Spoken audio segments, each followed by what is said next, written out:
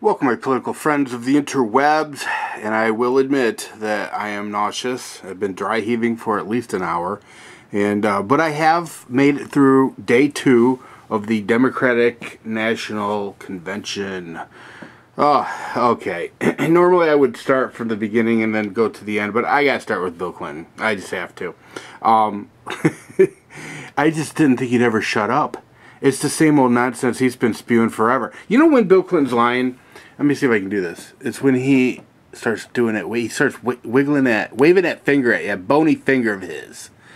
Oh, and there was a couple times he gave us the double wag. You know, yeah. I hope nobody has forgotten that this guy looked into a camera and said, "I never had sex with that woman, Miss Lewinsky." Of course, now to his defense, nobody let him finish his sentence because what he was going to say is, "Well, I did cigar bang her and blow a wad all over her, but other than that, I didn't have sex with her." He's Bill Clinton is Bill Clinton. He is a good speaker. I'll give him that. In the same way that a used car salesman's a good speaker. I'll have to get that later. So yeah. Yeah. I don't know. I don't even know what to say about Bill Clinton other than the fact that he inherited one hell of a place in history. Let me talk to you just a second about inheritance. The thing that Bill Clinton inherited that nobody ever seems to want to talk about is the boom of the interwebs. That's right. The things that happened while Bill Clinton was president, which, by the way, he had absolutely nothing to do with, or Al Gore for that matter. But the things that happened were the creations of huge companies worth billions of dollars. Companies like Amazon.com. I mean, there were companies that never existed before that brought vast amounts of wealth into the into this country's economic backbone. So he talked about inheritances. How would you like to inherit that during your watch as president? So anyway, yeah, Bill Clinton, and I knew they were bringing Brock out at the end because they showed the parking garage at one point when the motorcade was showing up, and I seen the Secret Service guy come out with the football, and I knew the president was there, and I knew they were going to make a big show at the end. I knew Bill Clinton would get up there and start bloviating about all kinds of nonsense, wagging his finger around. So whatever. Bill Clinton's an idiot. I'm sorry, but I'm never gonna forgive him for signing that assault weapons ban, ever. I was so a young man, but I was definitely into guns at the time, and I could remember that was like it just sucked the life out of me. So yeah, Bill Clinton's legacy, seriously, raping women, molesting interns. It's funny because the National Organization for Women, or excuse me, the National Organization for Liberal Women, they've always maintained that if you're a man in a power position and you have sex with a woman that's underneath you, literally, in all kinds of ways, then that's rape. That's how they define it. Because the woman relies on the man for her job and her position at the company, whatever that company may be. But they just love it. It's funny because the whole convention, well, not the whole convention, a big part of this convention, today at least, was all about the woman and the Republicans' war on women and blah, blah, blah. And then they bring Bill Clinton out? Seriously? A serial rapist? Anyway, let me just do away with Bill Clinton. I swear to God, I was dry heaving. It was horrible. Anyway, let's go back a little bit further up in the festivities. I'm going to miss a lot of them. I'll be honest with you, Bill Clinton kind of mind screwed me just listening to his nonsense. Sandra Fluke. Might as well start with Sandra. No, I'm not going to start with Sandra Fluke. I'm going to get to her in a minute. The UAW. Yes, the UAW. Oh my God. The whole lie that they've been perpetrating forever about how General Motors has paid back the government and they did it early. That was debunked a long time ago. What are they even still bringing up that shit for? And I will be very curious to see how many people in the media tomorrow are talking about how they were spreading that lie. Because it's absolute bullshit. They have not paid the taxpayers back. Period. They still owe us a shit ton of money. Billions of dollars. Which we're never going to see. Mark my words. But, you know, it didn't stop the president of the UAW, who, by the way, I don't know what his salary is, but I can guarantee you he makes a shit ton of money. Guarantee. All those union hierarchies, higher ups, they're just leeches on the system. They pretend that they're for a working guy, but they're not.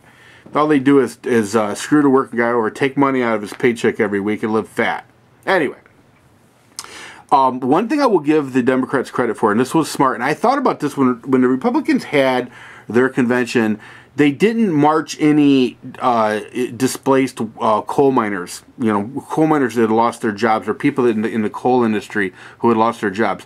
I thought at the time that was a mistake on their part. I thought that they should have an endless stream of coal miners and coal families telling the story about, you know, Barack Obama's policies, putting them out of work, out of a job. I thought that would probably be spot on, and I think a lot of American people really don't know that that's what's going on or has happened. A lot of American people have no clue that literally tens of thousands of Americans have lost their jobs because of as a direct result from Barack Obama's policies, especially with the EPA. So, you know, I thought when, you know, they didn't do that, I thought, well, that was probably a mistake. They took the high road on that, I guess. I think, which is stupid. Absolutely stupid. But you know what? Today, the Democrats paraded endless freaking streams of displaced workers. Oh, Bain Capital put me out of work. You know, that GST steel thing drives me crazy. Because, first of all, let me tell you something. You can't make steel without coal. And the fact that Barack Obama is waging a war on coal, literally waging a war on coal, where did these idiots think they were going to get the... I mean, I don't know what kind of steel they were making. But, I mean, seriously, you know, and here's the thing. And I don't know if they weren't presenting it correctly, but my understanding from what they said was that in 10 years, Bain made $12 million. Well, I'm here to tell you, there's not an investment house in the country that's looking to be making $12 million over a 10-year period. That's just... I know it sounds like a lot of money, but in the grand scheme, it's not. Yeah, you know, and oh, you know, a steel worker would have to work 260 years to make that kind of money. Yeah, no shit. You know, what's your point there? What's that got to do with anything? So, I don't know. I thought that was ridiculous. But, you know what, though? It's effective. I guarantee you it was effective. People who watch this and listen to these stories of these people who lost their jobs, and they always qualified it by saying, I know businesses sometimes fail, you know, but... I lost my job, and oh my God, you know, come on, seriously, you know, but you know, I give them credit. It was a gutter tactic that I think will pay off for them. I really do, and I think if the Republicans don't get smart and start getting tough, and presenting some of these facts, real facts, then you know they're going to be screwing themselves, and I think they're going to end up, you know, paying the price for it in November. I really do. So yeah, Sandra Fluck. Sandra Fluck. I'm not running from this. I don't really care. Here's the thing. You know, I'm going to defend Rush Limbaugh. I don't care. I know he was forced to apologize, and he was beat up pretty harshly. But I got to be honest with you. This chick goes to a religious institution, a religious college. I don't know, was it Georgetown, wherever it was. And their insurance doesn't pay for birth control because it's a religious thing to them. She chooses to go there, I think for law school, okay? And, you know, she could have went almost any other, well, not almost any, a lot of places she could have went to, and they would have paid for her birth control. Their insurance company would have. So, anyway, she goes to Georgetown, and I think, to be honest with you, she goes there looking for a fight. She's looking to make a name for herself, and it worked. You know, it worked. She's an activist. See, that's the thing you got to understand about Democrats. One of the things that drives me really crazy about them is that they really take activism to the next level, in the sense that they take, if somebody's an activist, okay, it makes no difference to them what kind of activist or what they're activating for, you know, but they put them up on this pedestal. They really do. It's Rachel Maddow, by the way, went to college, got a doctorate, all with the purpose of becoming an activist. Now, you know, life took her in a different direction. I'm sure she's quite happy about that financially, but her whole purpose in life was to be an activist, being a lesbian. She was really interested in the whole AIDS thing, and that's what her whole career path, including staying in school until she got a doctorate, was all geared around becoming an activist. These people take this activism very, very seriously, and it's a career for them. I know, it's crazy, but it is. So the Sandra Fluke, or Fluke, or I think it's Fluke, she goes to Georgetown looking for a fight, and she finds it. And then she wants to testify about her expertise on birth control. You know, and they said no. And then, of course, the big stink, and you know, Rush Limbaugh said what he said. What he said was, if I've got to pay for her birth control, shouldn't I get to take a spin? Shouldn't I get to, you know, shouldn't I get to take a ride? I mean, I'm not sure exactly how he put it, but that's what he was saying. You know, and he basically said, look, if you're asking somebody to pay you for sex, doesn't that make you a prostitute? And that's what he said. And, you know, well, if you're going to ask me that question, I've got to say, yeah, it does. Here's the thing, and this is what's important to me. I really do believe that the government has no business in your bedroom. I am a small government guy. I am a fiscal conservative. I'm a small government guy. All right? So the government has no business getting involved with what you do in your bedroom. I believe that with all my being. However, the catch-22 is, a lot of these liberals who believe that also believe that the government should pay for their party supplies, shall we call it. I mean, you know, what's next? So the government's going to pay for their birth control. What's next? The government pays for their ball gags? You know, I mean, what's next? You know, the anal lube? What's the government? What does my tax dollars have to pay for? See, that's the thing. If you don't want the government in your bedroom, that to me, I'm totally cool with that. But don't then expect the government, vis-a-vis the taxpayers, to pay for what you're doing in the bedroom on any level. Simple as that. Simple as that. And here's the thing, you know, nobody really talks much about it, but there's a war in this country, and it's on religion. There is a war in this country, and it's on religion. The fact of the matter is, whether it's the Catholic Church or I don't care who it is, if there's a religious institution and part of their belief system is that they don't believe in birth control or they don't believe in abortion, that's their belief. That is their right to practice their religion. I don't see where other people's rights trump their rights. I don't get it.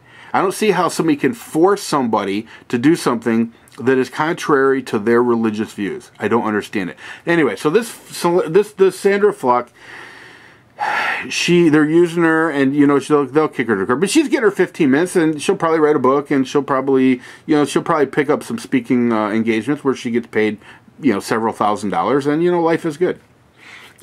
Apparently activism pays. Who knew? You know, who knew? Yeah, Sandra Fluke. Good Lord.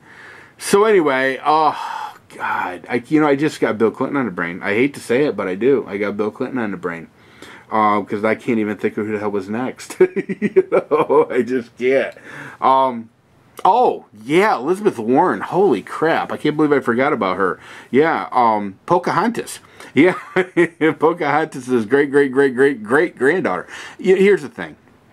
I want you guys to think about this. Here's a woman who is a college professor.